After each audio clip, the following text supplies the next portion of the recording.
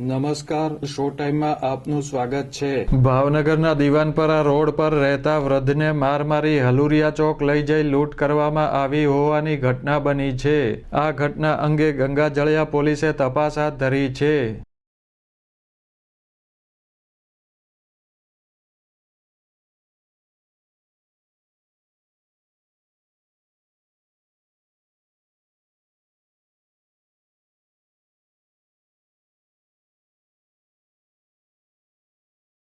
દીવાનપરા road પર રહેતા વૃદ્ધ હાશિમભાઈ સૈફુદ્દીનભાઈ કાચવાલા ગત મોડી રાત્રિના તેમના ઘરના ઓટલા ઉપર બેઠા હતા ત્યારે એક શખ્સે તેમને માર મારી હલુરિયા ચોક લઈ જઈ લૂંટ કરી હતી।